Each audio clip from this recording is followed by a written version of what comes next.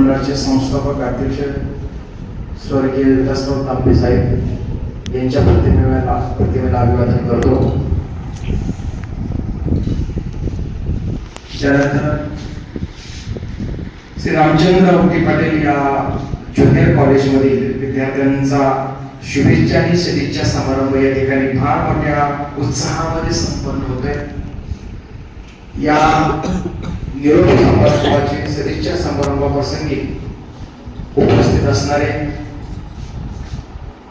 खरं तर फार असे कमी कॉलेज आहेत ज्या कॉलेजचे प्राचार्य हरिभक्त परायण असावे, ज्या कॉलेजचे प्राचार्य डॉक्टरेट मिळवलेले असावेत आणि ज्या कॉलेजचे प्राचार्य आध्यात्मिक वातावरणातून शिक्षक आणि शिक्षणातून प्राचार्य कष्टातून झालेले असावेत. असंच एक व्यक्तिमत्व तुमच्या कॉलेजचे प्राचार्य आमचे मित्र आदरणीय श्री डॉक्टर पांडुरंग मिसाळ सर, माझे सहकारी मित्र ज्यांनी पुणे युनिव्हर्सिटीमध्ये एम.ए. हिस्ट्री पासून आजपर्यंत म्हणजे अगदी बोर्डाचे पेपर सुद्धा आम्ही एकाच गाडीवर घेऊन तपासायला जाणारे मॉडरेटर, बोर्डामध्ये एकत्र इतिहासाचे पेपर तपासणारे असे माझे सहकारी तुमच्या कॉलेजमधील इतिहास विषयाचे प्राध्यापक आणि ज्यांनी खूप काही तुम्हाला आता मार्गदर्शन परत दिलेलं आहे असे आमचे आदरणीय श्री सुरेंद्र पवार सर, त्याचबरोबर कार्यक्रमाचं प्रास्ताविक ज्यांनी केलं ते आमच्या सुधार मॅडम, ज्यांनी अतिशय शॉर्ट बट स्वीट असं मनोगत व्यक्त केलं त्या इंग्रजीच्या आदरणीय सावंके मॅडम, मराठीच्या आमच्या सहकारी आदरणीय केसकर मॅडम, त्याचबरोबर आदरणीय पाटील मॅडम, सुरवसे मॅडम, आदरणीय आनेराव मॅडम, उत्कृष्ट सूत्रसंचालन करणारे तुमच्याच तेच विद्यार्थिनी आदरणीय भक्ती हागवणे आणि पूजा शिरोळे, उपस्थित सर्व शिक्षकांसाठी एक जोरदार टाळ्या वाजवा.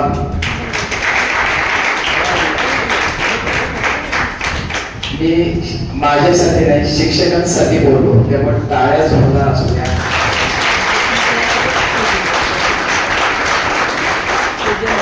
आता एवढा वेळ कार्यक्रम सुरू आहे परंतु तुमचे चेहरे अतिशय टवटवीत आहेत आणि तुम्ही खूप सगळे छान दिसताय, म्हणून तुमच्यासाठी एकदा टाळ्या वाजवा.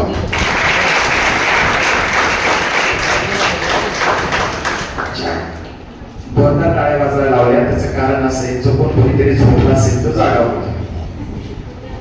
खरोखर तुम्ही सगळे छान दिसताय. पक्षी अंगणी उतरती ते का गुंतुनिया राहती, दोन दिसांची रंगत संगत दोन दिसांची नाती, अशी पाखरे येती आणि स्मृती ठेवली जाते. खर तर 2 वर्ष तुम्ही आमच्या श्री रामचंद्र औके पाटील विद्यालयामध्ये आला. 11वी मध्ये आर्ट्स मध्ये कॉमर्स मध्ये तुम्ही ऍडमिशन घेतलं. 2 वर्ष अतिशय तळमळीने शिकला. तळमळीने यासाठी बोलतोय की तुम्ही जरी कितीही इथे मस्ती केलेली असली, कितीही एन्जॉय केलेला असला तरी तुम्ही मिसाळ सरांचे, पवार सरांचे आज्ञाधारक विद्यार्थी आहात. आणि म्हणून मी सांगतोय की तुम्ही सगळे अतिशय तळमळीने या ठिकाणी 2 वर्ष शिकलेला आहात आणि आता 2 वर्षानंतर तुम्हाला पुढे या शिक्षणाच्या महासागरात जायचं. विद्यार्थ्यांना लक्षात घ्या, माझ्या अगोदरच्या वक्त्यांनी खूप काही सांगितलं, त्यातला एकही मुद्दा मी रिपीट करणार नाही. परंतु खरं सांगतो, आम्ही लहानपणापासून एक म्हण ऐकत आलो, 16वं वरीस धोक्याचं. खरंच काय 16वं वरीस धोक्याचं आहे का? नाही, 16वं वरीस धोक्याचं नाही, 16वं वरीस मोक्याचं आहे. मोक्याचं ते या अर्थाने आहे की तुमच्याच वयाची असताना, वयाचं 16वं वर्ष सुरू असतानाच जगामध्ये एकमेव छत्रपती झाले की ज्यांच्या दरबारामध्ये एकही स्त्री नाचली नाही, कधी मद्यपान केलं नाही, असे छत्रपती शिवाजी महाराज जहांगीरचं रूपांतर स्वराज्यात करताना वयाच्या 16व्या वर्षी पहिला तोरणा किल्ला घेतला आणि स्वराज्याची मुहूर्त भेटले असते. त्यांचं वय होतं 16 वर्ष. स्वराज्याचे दुसरे छत्रपती संभाजी महाराज तुमच्याच वयाचे असताना वयाच्या 16व्या वर्षी 14 भाषा त्यांना येत होत्या. 14 भाषांपैकी संस्कृत भाषेवर प्रचंड विद्वत्ता असलेला बुद्धभूषण ग्रंथ त्याने वयाच्या 16व्याच वर्षी लिहिला. स्वामी विवेकानंदांनी घराचा त्याग करून रामकृष्ण परमहंसांच्या आश्रमात गेले आणि रामकृष्ण परमहंसांच्याकडे गुरु दीक्षा घेतली. त्यावेळी त्यांचं वय वर्ष होतं 16 वर्ष. जगामध्ये जेवढी काही अद्वितीय व्यक्तिमत्व घडली त्यांनी 16वं वर्ष धोक्याचं नाही मोक्याचं मांडलं. ज्या पंचक्रोशीमध्ये आपलं विद्यालय आहे त्या आळंदीच्या अलंकापुरी क्षेत्रातले कैवल्य साम्राज्य चक्रवर्ती संत श्रेष्ठ ज्ञानेश्वर महाराजांनी सुद्धा तुमच्याच वयाचे असताना 16व्या-17व्या शतकामध्ये 16व्या-17व्या वर्षामध्ये जगाला विश्व शांतीचा संदेश देणारी भावार्थ दीपिका अर्थात ज्ञानेश्वरी तुमच्याच वयाची असताना गेली. मग कुठं राहिलं वय 16 वर्ष धोक्याचं. ते 16 वर्ष धोक्याचं नाही तर मोक्याचं आहे आणि हे मोक्याचं बनवायचं उत्तरदायित्व तुमच्यावर आहे आणि हे मोक्याचं बनवावं म्हणून आम्ही फार मोठा धोका पत्करला. आम्ही म्हणजे आमच्या सर्व अध्यापकांनी धोका पत्करला आणि तुम्हाला जगाच्या व्यासपीठावर जाण्याचा मोका दिला आणि ती संधी तुम्ही आता इथून पुढे हे ज्ञान घेऊन साध्य करणार. या संधीचं सोनं करण्याची जबाबदारी तुमची आहे कारण तुम्ही सर्व आता युवक आहात. पवार सरांनी सांगितलं तुम्ही कुमार अवस्थेवरनं आता युवकावस्थेमध्ये आला. युवक आहात तुम्ही भारताचे युवक आहात आणि स्वामी विवेकानंदांचा युवकांवर जास्त विश्वास होता म्हणून स्वामी विवेकानंदांनी एक प्रतिज्ञा केली होती आणि संपूर्ण जगामध्ये एक वाक्य उच्चारलं, मला वज्र निर्धाराचे 100 तरुण द्या, मी तुम्हाला जग बदलवून दाखवतो. जग आळंदी गाव नाही, महाराष्ट्र नाही, भारत नाही तर पूर्ण जग बदलवून दाखवतो. फक्त मला वज्र निर्धाराचे 100 तरुण युवक द्या. काय विश्वास असेल युवकांवर. तुम्ही सर्व युवक कारण तुमचा निर्धार हा वज्र निर्धार असतो. वज्र निर्धार कशाला म्हणतात? वज्र निर्धार म्हणजे इंद्राच्या हाती एक शस्त्र आहे त्याला वज्र म्हणतात. इंद्र वज्र. त्या वज्राचं वैशिष्ट्य काय माहिती तुम्हाला? ते वज्र इंद्राने ज्या शत्रूवर फेकलं ते वज्र कधीही पराभूत होत नाही, ते विजयच मिळवून येतं. असा निर्धार की जो कधीही डगमगू शकत नाही. अशा निर्धाराचे तुम्ही सगळे युवक आहात असं मी म्हणत नाही, स्वामी विवेकानंद. एवढा आशावाद, एवढी जबाबदारी, एवढी अपेक्षा, एवढी ताकद जर माझ्या युवकांमध्ये असेल तर हेच युवक पुढे जाऊन भारताचं नव्हे तर जगाचं चित्र पालटवू शकतात. ही स्वामी विवेकानंदांची प्रतिज्ञा होती. 2 वर्ष तुम्ही शिकलात. आता माझा एक मित्र बोलला की 2 वर्ष तुम्ही ते छान प्रकारे अध्ययन केलं. आणि 2 वर्ष कशाला? मी तर म्हणेन हे कॉलेज MA पर्यंत आहे. तुम्ही जर इतके सुदैव आहात. माझ्या ज्ञानेश्वर विद्यालयामध्ये 11वी 12वी झाल्यानंतर त्या मुलांना ज्ञानेश्वर विद्यालय सोडावंच लागतं. त्यांना आवडलं तरी त्यांना सोडावंच लागतं. मग तेच ज्ञानेश्वर विद्यालयातले विद्यार्थी इथे येतात आणि ग्रॅज्युएशन पूर्ण करतात. तुम्ही भाग्यवान आहात. तुम्ही 2 वर्ष शिकला. तुम्हाला जर वाटलं इथे अजून पुढे शिक्षण घ्यायचंय तर तुम्ही इथे शिक्षण घेऊ शकता. ग्रॅज्युएशन, पोस्ट ग्रॅज्युएशन सुद्धा तुम्ही इथे करू शकता. म्हणजे खऱ्या अर्थानं तुम्ही आता हा निरोप घेत नाही. पवारसाहेबांनी छान सांगितलं, निरोप समारंभातल्या निरोप शब्दातला नी बाजूला काढा, रोप शब्द राहतो. रोप हा शब्द राहतो. इथून तुम्ही त्यागाचं, समतेचं, शांतीचं आणि ज्ञानाचं रूप घ्या आणि हे ज्ञानाचं रूप घेऊन जगामध्ये तुम्ही त्या ज्ञानाचं वैभव निर्माण करा. ही अपेक्षा शिक्षकांची आहे. खऱ्या अर्थानं तुम्ही युवक आहात. तुमची शक्ती जागृत करण्याचं काम या अध्यापकांनी केलेलं आहे आणि आता इथून पुढे फार मोठी स्पर्धा तुम्हाला निर्माण करायची. मी जेव्हा 11वी 12वीच्या विद्यार्थ्यांना स्पर्धा परीक्षांचं प्रशिक्षण देतो, स्पर्धा परीक्षेची माहिती देतो, तेव्हा या विद्यार्थ्यांच्या पुढे प्रश्नचिन्ह असतं. बरेचसे विद्यार्थी आर्ट्सला आहेत, कॉमर्सला आहेत. बरोबर. आर्ट्स कॉमर्स मधून पुढे काय काय संधी आहेत करिअरच्या बऱ्याच मुलांना माहिती नसतं. फॅकल्टी निवडताना कमी मार्क पडले, आर्ट्स घ्या. थोडे जास्त पडले, कॉमर्स घ्या. अजून जास्त पडले, सायन्स घ्या. हा ट्रेंड बदललाय आता. हे जुनं झालं सगळं. आता तुम्ही आर्ट्स घ्या, कॉमर्स घ्या किंवा सायन्स घ्या. फॅकल्टी कुठलीही घेतली त्याच्यावर तुमची बुद्धिमत्ता ठरत नाही. बुद्धिमत्ता ठरते ती तुमच्या जिद्दीवर, बुद्धिमत्ता ठरते ती तुमच्या कष्टावर आणि बुद्धिमत्ता ठरते ती तुमच्या ध्येयावर. स्वामी विवेकानंद खेळत होते. खेळता खेळता 12-13 वर्षाचे स्वामी विवेकानंद खेळून आल्यानंतर दमलेले होते. आईने विचारलं स्वामी विवेकानंदांना, बाळा नरेंद्र, तुला मोठं झाल्यावर काय व्हायचंय? नरेंद्रांनी उत्तर दिलं, स्वामी विवेकानंदांनी नरेंद्रांनी उत्तर दिलं, आई मला सारथी व्हायचंय. बघा, जगामध्ये हिंदू धर्माचा प्रचार प्रसार करणारा अद्वितीय पुरुष त्यावेळी म्हटला मला सारथी व्हायचंय. आईला त्याचं वाईट नाही वाटलं. आई म्हणाली, बाळा तुला जे व्हायचं ते हो, पण जे होशील ते एक नंबरचा हो. तुला सारथी व्हायचंय ना, सारथी हो, परंतु असा सारथी हो जगाला ज्ञानातून पुढे नेणारा सारथी हो, जगाला विनाशाच्या खाईत घालणारा सारथी हो नको. मग आई कोणासारखं हो? आई म्हणली श्रीकृष्णासारखा सारथी हो. असा श्रीकृष्ण ज्याने सत्य आणि असत्याच्या मार्गावर जाताना सत्याचा मार्ग निवडला आणि सत्य असणाऱ्या अर्जुनाचा पक्ष निवडून अर्जुनाचा सारथी झाला. श्रीकृष्णासारखा सारथी हो. ही कल्पकता, ही दूरदृष्टी आई वडील आणि शिक्षक तुमच्याकडे देतात, परंतु त्या दूरदृष्टिकोनाचा त्याचा वापर तुम्ही तुमच्या जीवनामध्ये किती करता हे तुमच्यावर अवलंबून आहे. सगळे विद्यार्थी अगदी हसत खेळत बोलत होते. माझ्या या भगिनी सुद्धा उत्कृष्ट सूत्रसंचालन करतात, परंतु एक गोष्ट मात्र फार महत्वाची आहे की या धावपळीच्या जगामध्ये, तंत्रज्ञानाच्या युगामध्ये, विज्ञानाच्या युगामध्ये आपण खऱ्या अर्थाने जर यशस्वी होणार असेल तर आपल्याकडं फार मोठं ज्ञान असणं गरजेचं आहे. विद्यार्थ्यांना जागृत व्हा. हे जेव्हा डॉक्टर बाबासाहेब आंबेडकर बोलतात तेव्हा ते विद्यार्थी झोपलेले आहेत असं त्यांना अपेक्षित नाहीये. विद्यार्थ्यांना जागृत व्हायचा अर्थ असा आहे, भारत आता 21व्या शतकात पदार्पण करून झालेलं आहे. आता भारत महासत्ता होण्याकडे झेपावतोय, परंतु तितकीच आव्हानं तुमच्या समोर आहेत आणि ही आव्हानं पेलताना दुर्दैवाने विद्यार्थ्यांना मला सांगावंसं वाटतं, तुमच्याकडे ज्ञान खूप आहे, शिक्षण तुम्ही खूप घ्या, पण खऱ्या अर्थानं नैतिक मूल्य आणि संस्कार तुमच्याकडे किती आहेत हे सुद्धा एकदा तपासण्याची वेळ आलेली आहे. आपल्याकडे शास्त्रज्ञ तयार झाले, डॉक्टर तयार झाले, इंजिनियर तयार झाले, परंतु नीतिमत्ता पूर्ण माणूस मात्र आज आपल्याकडे तयार होत नाही. आणि खऱ्या अर्थाने लॉर्ड मॅकॉलेची शिक्षण पद्धती भारतामध्ये आणली. ही शिक्षण पद्धती आताही चालू आहे, पण या शिक्षण पद्धतीतून खऱ्या अर्थानं साक्षर राक्षस निर्माण होत आहे.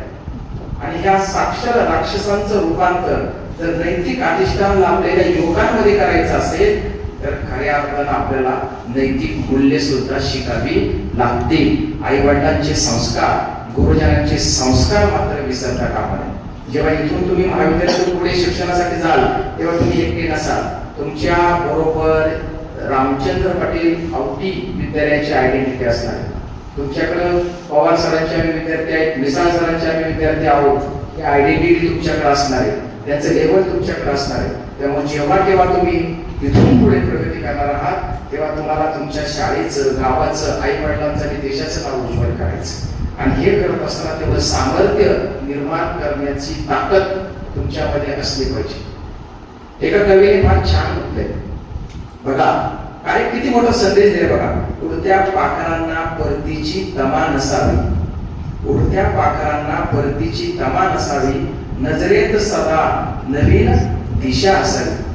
घरट्याचं काय बांधता येईल केव्हाही, अरे घरट्याचं काय बांधता येईल केव्हाही, परंतु क्षितिजांच्याही पलीकडे झेप घेण्याची जिद्द असावी. आणि ही जिद्द माझ्या रामचंद्र पाटील औटी विद्यालयाच्या सर्व विद्यार्थ्यांमध्ये आहे. फक्त ती जिद्द ठेवून तुम्ही तुमच्या भविष्यातल्या ज्ञानाचा दीप अखंड तेवत ठेवला पाहिजे. आणि एक सुसंस्कृत युवक या दृष्टिकोनातून तुम्ही देशाचं भवितव्य आहात. विद्यार्थी हा ज्ञानाच्या महासागरात पोहणारा राजहंस आहे. तुम्ही राजहंस आहात, कावळे नाही. राजहंस का? राजहंस पक्षाचं वैशिष्ट्य माहितीये तुम्हाला?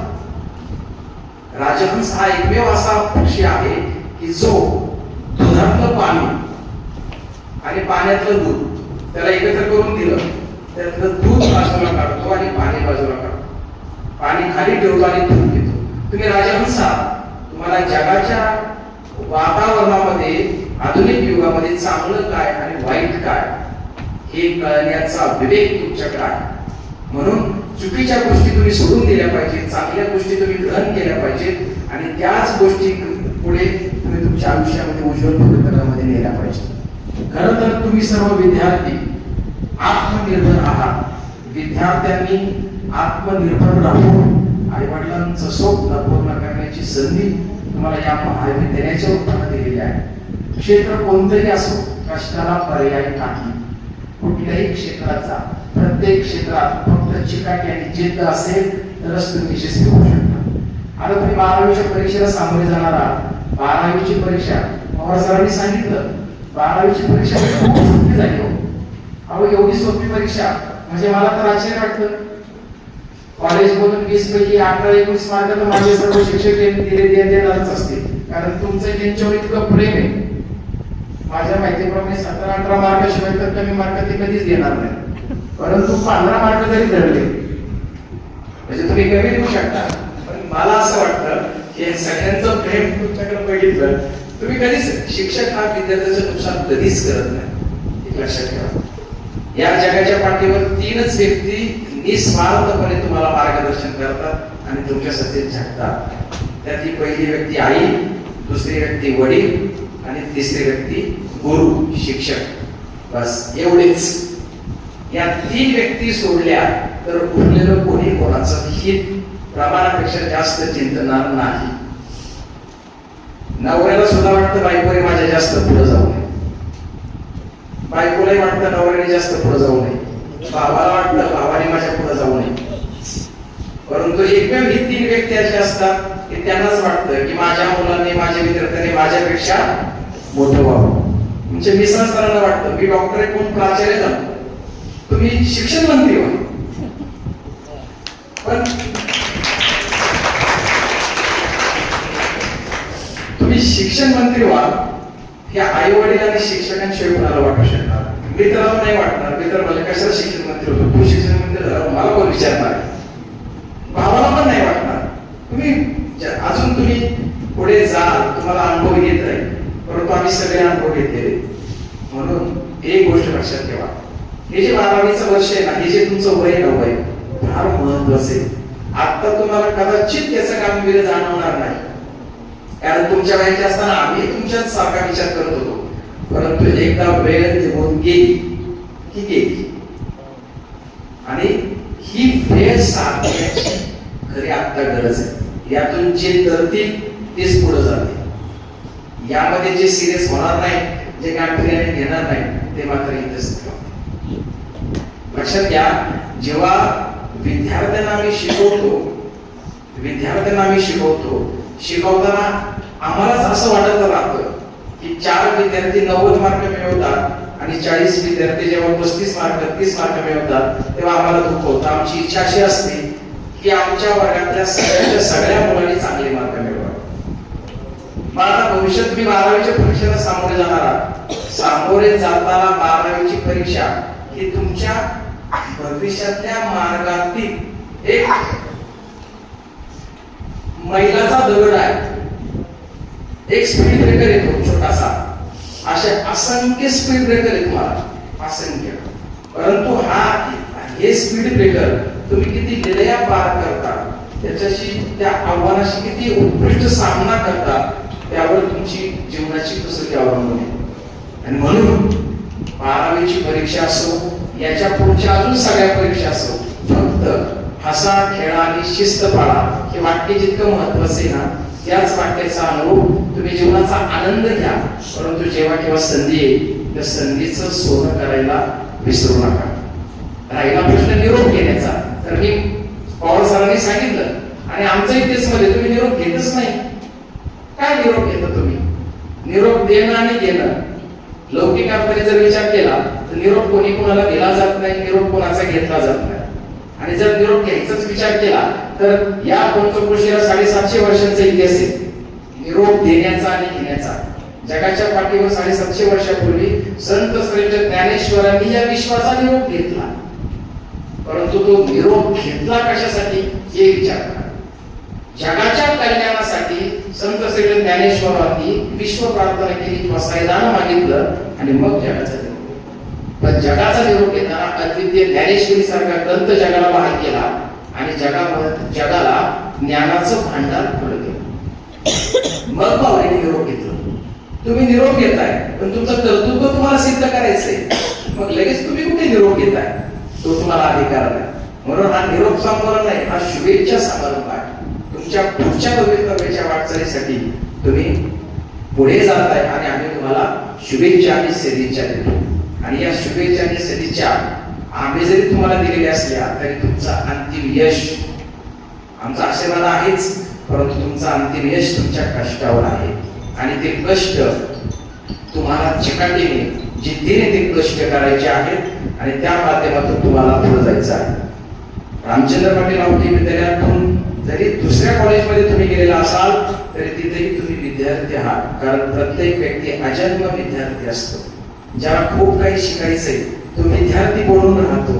ज्याला पुढे जायचं नाही, ज्याचा विकास ज्याला मर्यादित करायचा आहे, तो ज्ञान पिपासू कधी राहणार नाही. म्हणून तुम्ही विद्यार्थी ज्ञानार्थी राहा आणि जगाच्या स्पर्धेमध्ये, युगामध्ये न डगमगता, न घाबरता तुम्ही यश मिळवा ही संत श्रेष्ठ माऊलींच्या चरणी प्रार्थना करतो. आणि या विद्यालयातून सर्व शिक्षकांनी तुम्हाला जे ज्ञान दिलं, प्रेमाने तुम्हाला, आपुलकीने तुम्हाला वागणूक दिली, उत्तम संस्कार दिले आणि त्या संस्काराची शिदोरी तुम्ही पुढे घेऊन जाणार आहात. असं म्हणतात सदिच्छा आणि शुभेच्छा समारंभ घेताना, निरोप देताना, जरी आता याच्यामध्ये मला दुःखी कुणी दिसत नाहीये, परंतु काही सुखी असतील त्यांच्यासाठी सांगतो आणि जे सुखी असतील त्यांच्यासाठी सांगतो. एका डोळ्यामध्ये हसू आणि दुसऱ्या डोळ्यामध्ये हसू, असा हा आगळा वेगळा कार्यक्रम आहे. आता असू का? कारण आदरणीय निसार सरांपासून तर आमच्या आल्यापर्यंत सगळ्यांनी तुम्हाला जीव लावला. जीव लावला ना? अरे लावला का? आता मी पाहतोय तुमच्या भावना, तुमचं प्रेम म्हणून तो व्यक्त झालं. तो जीव त्या सर्वांनी लावला, प्रेमाने सांभाळून घेतलं. आता हे प्रेम तुम्हाला दुसरीकडे मिळेल का नाही मिळेल माहित नाही. म्हणून तुम्हाला दुःख होत आहे की आम्ही आता सरांपासून, मॅडम पासून लांब जाणार. त्यांना तुमची सवय झाली, तुम्हाला त्यांची सवय झाली. 2 वर्षाचा सहवास आहे, पण बघा ते कायम तुमच्या सोबत आहे. आणि तुम्हाला जेव्हा जेव्हा आठवण येईल तेव्हा तुम्ही कायम त्यांना भेटत असणार. परंतु तरीही आता शिक्षणाच्या माध्यमातून तुम्ही पुढे जाणार आहात. तुम्ही त्यांना रोजच्यासारखं भेटणार नाही, तो वर्ग भरणार नाही, ते मित्रमैत्रिणी भेटणार नाही, त्या शिक्षकांच्या बरोबरच्या गप्पा होणार नाही, चष्टा मस्करी होणार नाही, पण दुःखी. आणि दुसऱ्या डोळ्यामध्ये हसू का? लक्षात घ्या, कोणाला वाटतं रे मला कायम स्वर्गीय रामचंद्र पाटील औटी विद्यालयातच राहायचे? आता खरं सांग. एक हातालावर नंतर खाली बारावीतच राहायचंय. माझ्या वाक्याचा नीट अर्थ समजून घ्या. रामचंद्र पाटील औटी विद्यालय 12वी पर्यंतच आहे, 12वीतच राहायचंय. म्हणजे ज्यांना वाईट वाटतंय त्यांना दुसऱ्या अर्थाने असंच वाटतंय की आपण आता 12वीत उज्ज्वल यश येऊन पुढे आपल्याला गेलं पाहिजे. एका जागी थांबून जमणार नाही आपल्याला. आणि पुढे जर जायचं असेल तर अशा अनेक गोष्टी भावनिक न होता त्यांनी त्याच्यातून मार्गदर्शन काय केले, त्यांनी त्याच्यातून ज्ञान काय दिले ते ज्ञान घ्या आणि त्या ज्ञानाची शिदोरी घेऊन तुम्ही पुढे जा. यश तुमच्या पायाशी लोळून घेईल यात मात्र तिळमात्र शंका नाही. आणि दुसरी गोष्ट सांगतो, जगात सगळं काही बनता येतं. डॉक्टर बनता येईल, इंजिनियर बनता येईल, वकील बनता येईल, सगळं बनता येईल. परंतु बाळांनो सगळं बना, पण ते सगळं बनण्याच्या अगोदर माणूस मात्र बना. कारण एकदा माणूस जर तुम्ही बनला नाही तर उरलेलं सगळं जे बनले आहात ते सगळं व्यर्थ आहे. जेव्हा नरेंद्र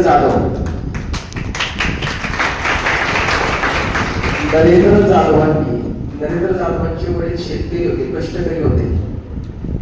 आणि नरेंद्र जाधवांनी जेव्हा आपल्या पित्याचे कष्ट बघितले तेव्हा नरेंद्र जाधव आणि त्यांचे पिता संवाद साधत असताना नरेंद्र जाधवांनी त्यांच्या पित्याला विचारलं की बाबा तुम्ही एवढे कष्ट करताय, शेती करताय, त्यामध्येही तुम्हाला तुमचा रोजगार मिळत नाही, मी असं करणार नाही, मला फार मोठं बनायचंय आणि इतकं मोठं बनायचंय की ज्या राज्याची आणि देशाची अर्थव्यवस्था कोणत्या पद्धतीने चालते, आपल्याकडं एवढी आर्थिक विषमता काय आहे आणि एवढी दैन्यावस्था काय आहे, एवढं दारिद्र्य काय आहे, त्याचं विश्लेषण मी जगाला करून सांगण्याची ओढ ठेवणार आहे. तेव्हा नरेंद्र जाधवांची वडील एकच वाक्य बोलले, ते त्यांना असं बोलले नाही तू डॉक्टर हो, इंजिनियर हो, वकील हो. नरेंद्र जाधवांचे वडील म्हणाले, बाळा तुला जे व्हायचं ते हो, परंतु जे होशील त्यामध्ये इतका मोठा हो की तुझ्यासारखा दुसरा कोणी बनणार नाही. म्हणजे हे एका आळाने पितेचे शब्द होते. तसे आमच्या सर्व गुरुवारांची इच्छा आहे, तुम्ही काहीही बना, कोणत्याही क्षेत्रात जा, मोठंच व्हा, परंतु जे काम स्वीकारेल त्या कामाची लाज बाळगू नका. आणि ज्या क्षेत्रात जा, जो व्यवसाय करा, जी नोकरी करा, जे क्षेत्र निवडा, त्यात मात्र मध्ये तुम्ही टॉपर बना. इतकं टॉपर बना की त्यामध्ये सुद्धा तुमचं नाव आजरा पण राहिलं पाहिजे. एवढे कष्ट करा. हीच माझ्या सर्व गुरुवारींची अपेक्षा या निमित्तानं आहे.